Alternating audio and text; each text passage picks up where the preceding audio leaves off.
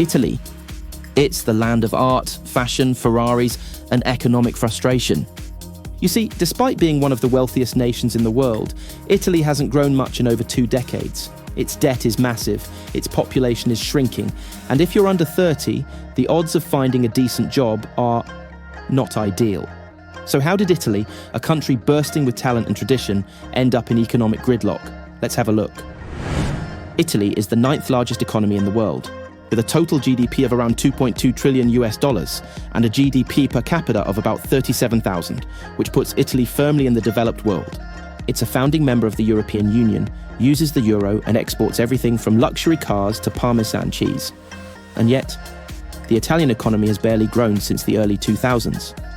However, it used to be very different. After World War II, Italy experienced an economic miracle. Between the 1950s and 1980s, it transformed from a poor, rural country into a major industrial power. But the miracle slowed, then stalled. Since adopting the euro in 1999, Italy has fallen behind its European neighbours. It never really recovered from the global financial crisis, and after COVID, things got even tougher. Let's be clear, Italy still has a lot going for it. Northern Italy is home to some of the most productive manufacturers in Europe, producing high-end machinery and vehicles. Its fashion and luxury sectors are world-class. Brands like Gucci, Prada, and Ferrari are global icons. Tourism is another powerhouse. Italy welcomes over 50 million visitors a year. That's nearly the whole population of the UK showing up annually to drink wine and take selfies in Venice. And it's the 8th largest exporter in the world with a solid industrial base. But despite these strengths, Italy faces serious headwinds. First, economic growth is sluggish, and I'm not talking about a mild slowdown. Italy's economy has been moving at a glacial pace for over 20 years. Between 2000 and 2019, before COVID, Italy's GDP per capita barely grew at all. That's not just a pause, that's 2 lost decades. Why did that happen? Well, it's because productivity, the engine of long-term growth, has basically flatlined. In most advanced economies, workers produce more over time.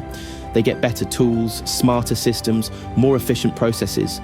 In Italy, that productivity curve is flatter than a pizza. It's not because Italians aren't hardworking or skilled. It's because too many businesses are small, undercapitalized, and family-run, operating more like 20th century shops than 21st century firms. They often don't scale, don't digitize, and don't innovate. And when they do grow, they hit walls of red tape and rigid labor rules. Meanwhile, the public sector is bloated and outdated. Getting a construction permit can take longer than actually building the house. Legal disputes drag on for years, and the incentive to modernize almost non-existent. So you end up with an economy that works hard, but not smart. And when productivity stalls, everything else gets harder. Wages don't rise, competitiveness drops, and growth becomes a struggle. Italy isn't short on brilliance, but it's forgotten how to move forward. Second, youth unemployment and the labour market trap. Nowhere is this stagnation more visible than in Italy's labour market. Youth unemployment has hovered around 20 to 30% for years. Even when the broader economy recovers, job prospects for young Italians barely improve. Part of the issue is a rigid 2-tier labour market. Many older workers have permanent contracts with strong protections and generous benefits. But young workers often only get temporary contracts with limited rights, poor job security, and low wages. This creates a system where firms are reluctant to hire, young people can't plan for the future, and productivity stays low. It also drives many young Italians to leave the country altogether, contributing to a brain drain that Italy can't afford. Third, demographics. Italy is getting old, really old. Over 23% of Italians are now age 65 or older, and that percentage is climbing fast. And it's not just that people are living longer, it's that they're not being replaced. Italy's birth rate is among the lowest in the world, well below the replacement level. Fewer babies, fewer young workers, fewer taxpayers. This means Italy is heading into what economists call a demographic time bomb. More people drawing pensions, fewer people paying into the system. It's like trying to fill a swimming pool with a leaking hose. The workforce is shrinking. the dependency ratio is rising, and this puts huge pressure on public finances, especially on pensions and healthcare. Two areas where Italy already spends heavily. And as already mentioned, a lot of the young people are leaving. High unemployment, low wages, and lack of opportunity are driving a brain drain, especially from the south. So Italy's most dynamic, educated citizens are starting new lives in Berlin, Dublin, or Amsterdam, not Milan or Naples. Meanwhile, immigration, which could help offset the population decline, is politically divisive and poorly managed. The result?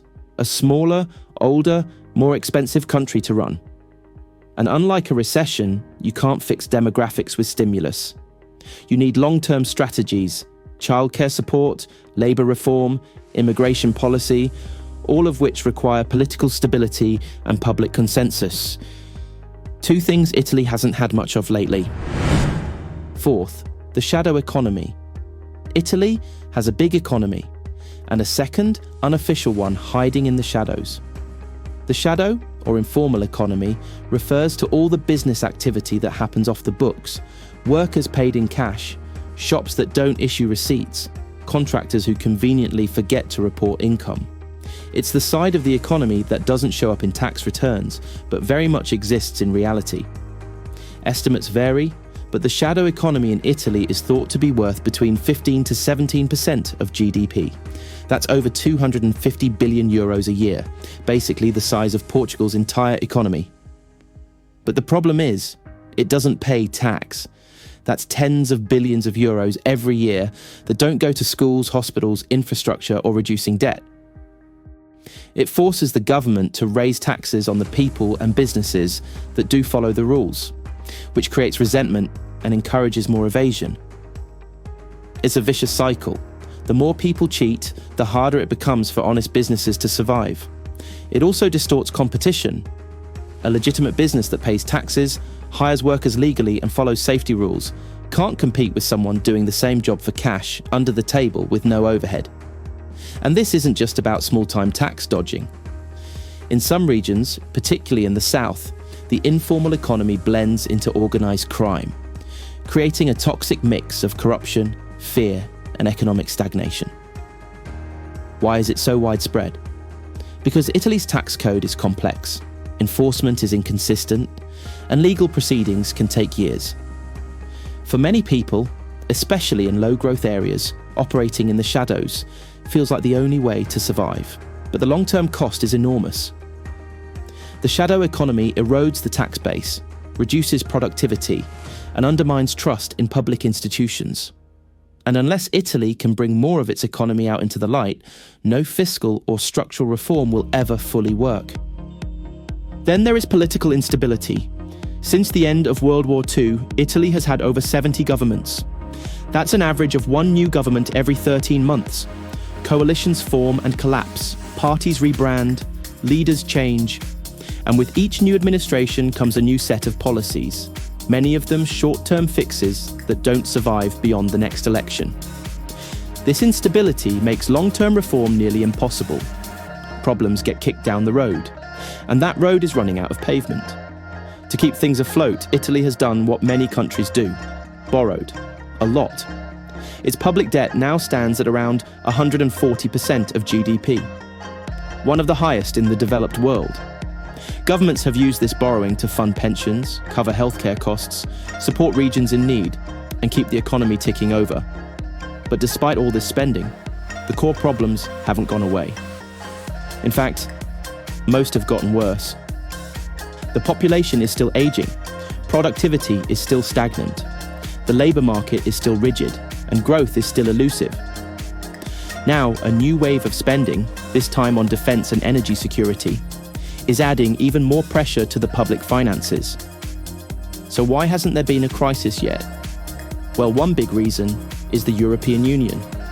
Over the past decade, the EU has loosened fiscal rules, allowed member states to run bigger deficits, and provided billions in recovery funds.